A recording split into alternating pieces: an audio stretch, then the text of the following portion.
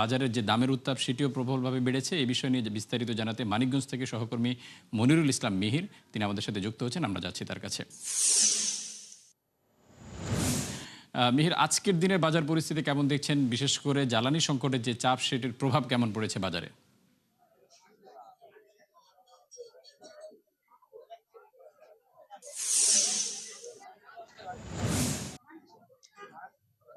ফারুক, কিছু প্রভাব আছে বাজারে। জ্বালানি সংকটের কারণে এখানে যে পণ্যগুলি অন্য জায়গা থেকে আসে, পরিবহন খরচ বেড়ে যাওয়ার কারণে তারা বলছেন যে তা একটু বাড়তি। আর স্থানীয়ভাবে যেসব বা সবজি বা তরিতরকারি পণ্য এখানে উৎপাদন হয় সেগুলি একটা স্থিতিশীলতা আছে আমরা বাজারে দেখছি।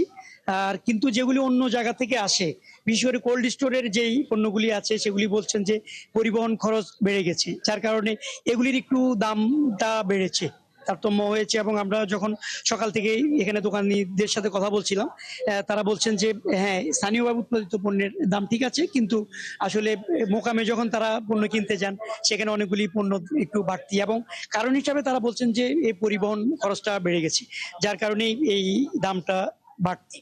এবং সেটি তারা বলছেন যে মোকাম থেকে তাদের আবার যখন এই খুচরা বাজারে নিয়ে আসতো সেখানেও একটা খরচ, সেখানেও তাদের ভাড়া আগের তুলনায় একটু বেশি দিতে হচ্ছে, যার কারণে এই অন্যান্য এই পণ্যের দাম কিছুটা বেড়ে গেছে। তো এখানে যারা আছেন মূলত বিক্রেতা, আমরা তাদের সাথেও ফারুক একটু কথা বলে জেনে নিই তাদের মুখ থেকে আসলে কি অবস্থা। আমরা একটু আপনার সাথে কথা বলি। বিভিন্ন পণ্য তো বিভিন্ন রকমের দাম দেখছি, আসলে কোনো পণ্যের কি অবস্থা, দাম বেড়েছে কিনা বা কমেছে কিনা, কি অবস্থা?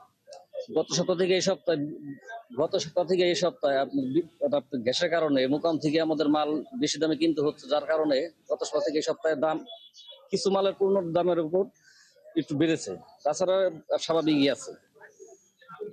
আবার বিদ্যুতের কারণেও আপনার কিছু কিছু মাল আছে, কোলেস্টোর জাতীয় যে মালগুলো, সেই মালগুলোর দামও একটু বেড়েছে। এই ছিল আজকের। অনেক অনেক ধন্যবাদ।